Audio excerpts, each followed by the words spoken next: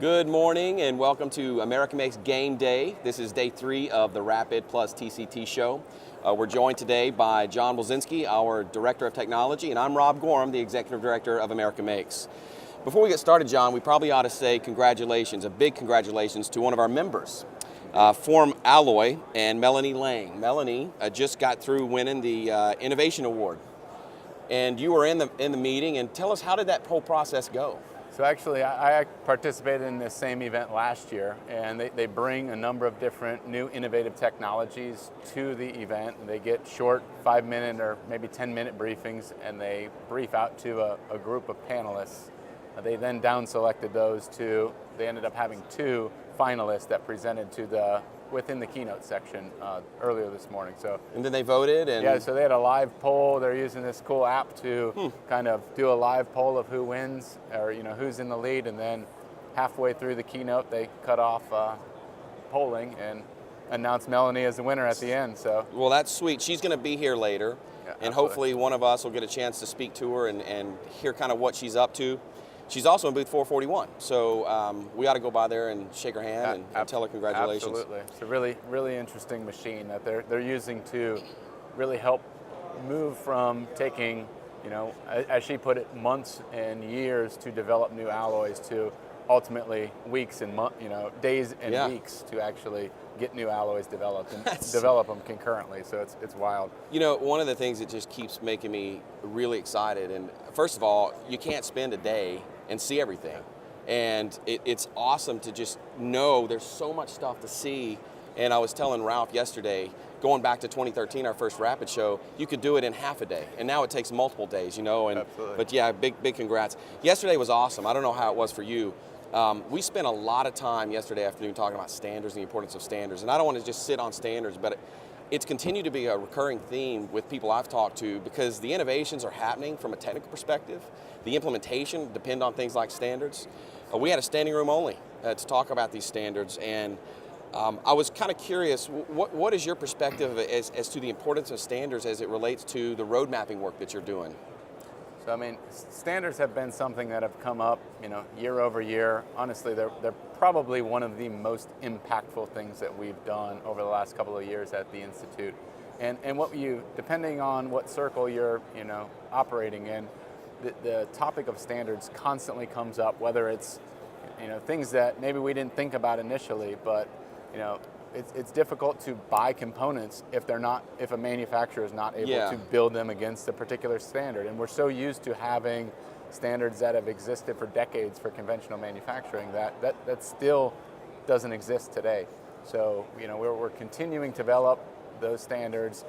We had a really interesting dialogue. We actually had a advisory group meeting yesterday morning for that Additive Manufacturing Standards Collaborative, where we all kind of got together, talked about what's next. We're actually looking to host 2 additional workshops this year.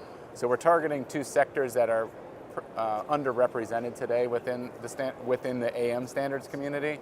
So maybe some folks that are lagging a little bit behind, or at least we're not connected to them. That might be what are those? What are they? So we're focused on mobility, primarily on automotive, but really kind of mobility as a whole, and then also in energy sector. So we have a couple of potential workshop dates set up, for one this summer, and then one later this fall, where we're going to team up with some other organizations to execute workshops, or at least briefing sessions on what we're doing, and trying to understand what they need so that we can actually map it properly. One thing that came up that was really interesting, and you started to understand the value of the collaborative, was multiple people still today were bringing up topics that others are either working on or have solved, and we were able to quickly sort that out and understand that this SDO may own a particular set of the vocabulary, and maybe it needs to be refined by another SDO, but there needs to be awareness across the SDOs, and that is one of the most powerful things I think that we've been able to do, is get those folks to come together and understand there's plenty of opportunity to write standards, and there's many that need to be done, and lots of Lots of opportunity. Yes, absolutely. Well, yeah, I'm just so glad that continues to be an important part of the conversation. We also, yesterday, I know you facilitated a panel on the additive manufacturing supply chain for the Department of Defense. Yes.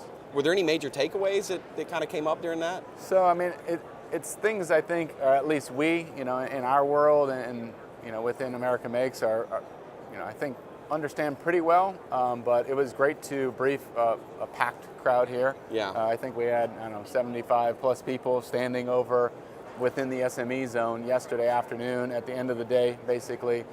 And we had great representation from, our program manager, Dennis Butcher from the Air Force, briefed out a program that we're actually executing at the Institute that's focused on aircraft sustainment.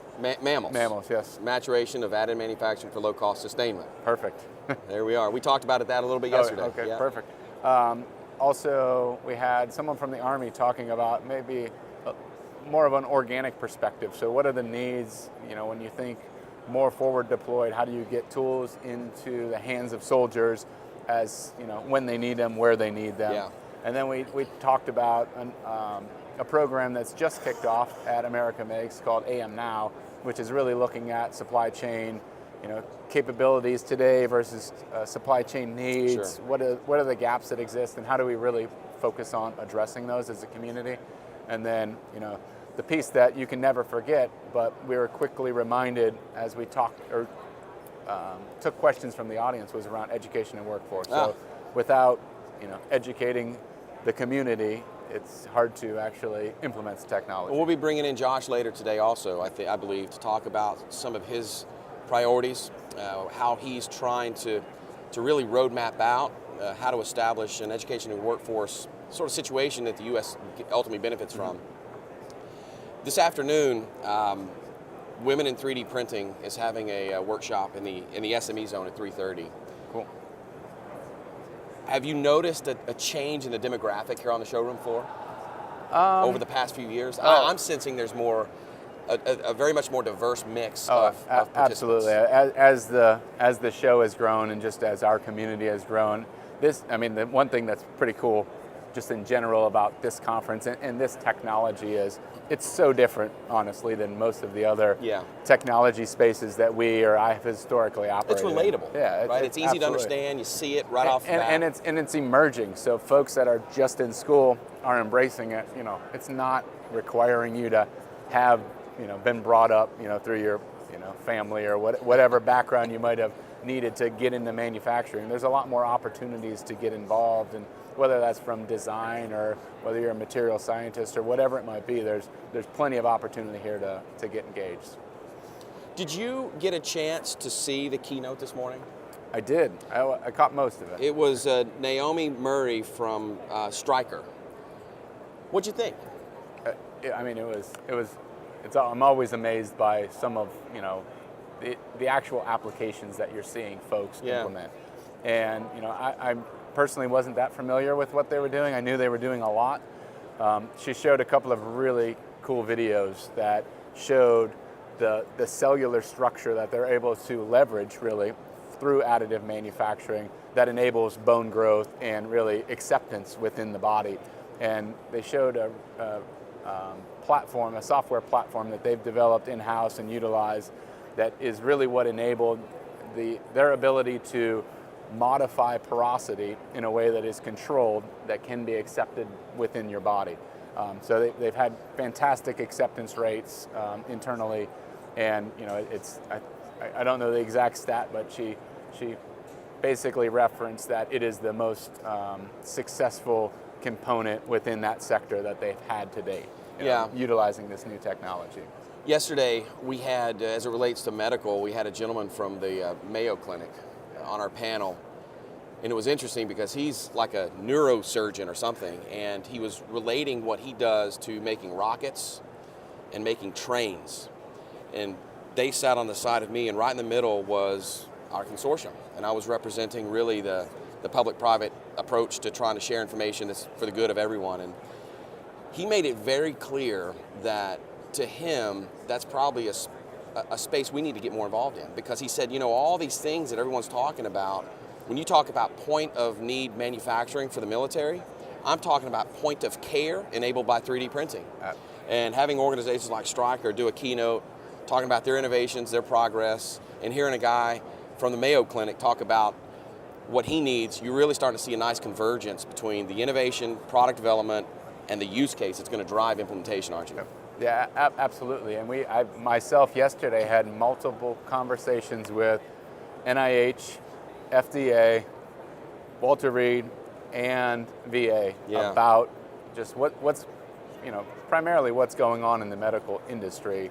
How can we as an institute leverage what they're doing? They're honestly underserved, I would say, within our consortium today. For sure. So, we talked in particular with James Corbin of FDA about how to get more engaged. So we made a promise to commit to that over the next month to figure out, what we could be doing together and how we can better exchange information. Just as a starting point to figure out where this can go and how do we get that sector represented properly. So we did do something last year within the Standards Collaborative actually to try to include that community. So we had a lot of success with that. So it's something we just need to continue working on. Yeah, and I think on purpose we were more focused on aerospace probably in the early days. Absolutely. Medical was a discussion we engaged with in the early days as well, but I think you're right. I think it's something we, over time, probably need to re-engage with.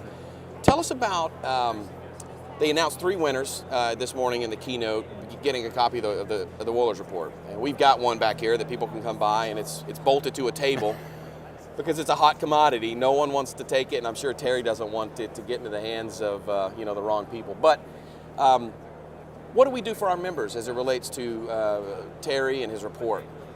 So each of our members receives, depending on your level, you receive, as an organization, a copy of the Wohlers Report. It is something that is well controlled, but it is a resource that we provide to membership such that they at least have exposure to it. Yeah. Obviously, then it's up to them to purchase additional copies as needed, but we do provide them access to what ends up being a widely cited document in everything that Well, that's right. And our members have told us that they love projects, they love the networking events we put on, they love being able to access information, for example, in our digital storefront, but they also want state of the industry. And right now, that's really one way we're helping our members get access to state of the industry. It's one of many that are out there, but our partnership with Terry has been fantastic. I think we're going to wrap it up for today, and then we'll do this throughout the rest of the day with other folks. So, John, it was great talking with you this morning, sir. buddy, and we'll catch you later. Signing off. And good night.